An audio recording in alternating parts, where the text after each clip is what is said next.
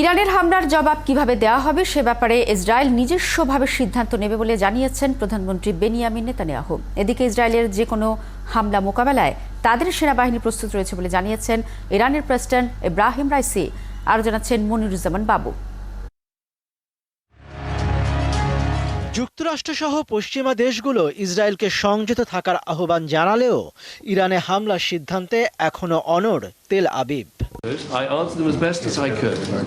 ইরানের হামলার পরিপ্রেক্ষিতে বুধবার ইসরায়েল সফর করেন যুক্তরাজ্যের পররাষ্ট্রমন্ত্রী ডেভিড ক্যামেরন এবং জার্মানির পররাষ্ট্রমন্ত্রী আন্নালেনা বায়ারবক। যুক্তরাজ্যের পররাষ্ট্রমন্ত্রী ডেভিড ক্যামেরনের সঙ্গে বৈঠকে প্রধানমন্ত্রী বেনিয়ামিন নেতানিয়াহু বলেন, ইসরায়েল নিজেরাই নিজেদের সুরক্ষার সিদ্ধান্ত নেবে। আমি মনে করি ইসরায়েলকে রক্ষায় বন্ধু দেশগুলো আমাদের পাশে থাকবে, শুধু কথায় নয় কাজেই সেই প্রমাণ দেবে।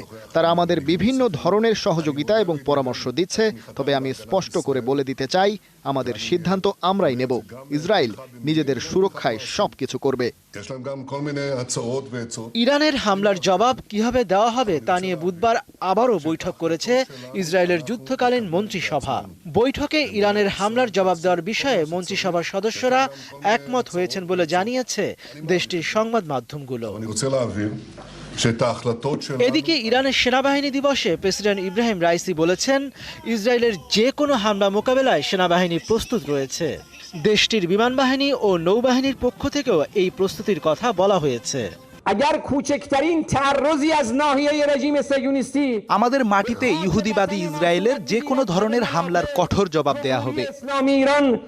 এদিকে যুক্তরাষ্ট্র, ইউরোপীয় ইউনিয়ন এবং শিল্পোন্নত দেশগুলোর জোট G7 ইরানের ওপর কঠোর নিষেধাজ্ঞাগুলো বিবেচনা করার পরিকল্পনা নিয়েছে। মনিরুজ্জামান বাবু, ৭১।